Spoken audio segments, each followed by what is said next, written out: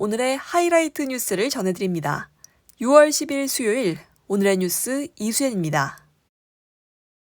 유럽 순방에 나선 이재명 대통령이 EU와 정상회담 이후 러시아와 북한의 불법적 군사협력을 강력히 규탄한다는 내용의 공동성명을 냈습니다.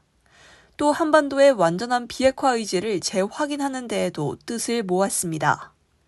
이 대통령은 호르무즈 해협 내 항행 자유와 안전한 통행을 위해 모든 이들이 국제법을 전적으로 존중할 필요가 있다고 강조했고, EU가 추진하는 철강 무관세 쿼터 축소 문제에 대해서는 우려를 표했습니다. 국방부가 12.3 비상계엄에 관여한 국군 방첩사령부 해체 방안을 발표했습니다. 방첩사는 12.3 비상계엄 당시 국회와 중앙선거관리위원회에 병력을 파견하고 체포조를 운영하는 등의 역할을 수행했습니다. 이번 조치로 1977년 국군 보안사령부로 출범한 방첩사가 49년 만에 해체됩니다. 국방부는 기존 방첩사를 해체하고 기능을 분산해 새로 창설되는 조직에 이관할 것이라고 밝혔습니다.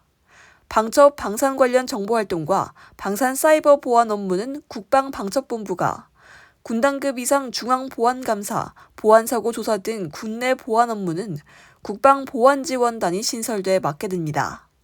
또 안보수사 기능과 계엄시 합동수사권은 국방부 조사본부로 이관할 계획입니다. 중동전쟁 이후 봉쇄된 호르무즈 해협을 통과한 첫 우리나라 선박이 울산항에 도착했습니다. 입항한 유조선은 우리나라 해운사 HMM의 초대형 원유 운반선 유니버설 위너호로 처음으로 호르무즈 해협을 빠져나온 우리나라 선박입니다. 선박에는 쿠웨이트산 원유 200만 배럴이 실려 있었고, 선원들은 모두 건강에 이상이 없는 것으로 전해졌습니다. 한편 호르무즈 해협 내 우리 선박 25척이 여전히 남아있어 정부는 이란과 협의를 계속 이어갈 방침입니다. 도널드 트럼프 미국 대통령이 대규모 대이란 공격에 나설 가능성을 언급했습니다.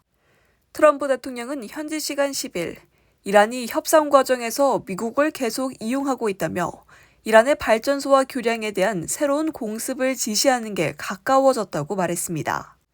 반면 이란은 미국과 이스라엘의 반복된 휴전 위반이 종전협상 절차에 피해를 주고 있다고 주장했습니다. 뉴스를 마칩니다. 고맙습니다.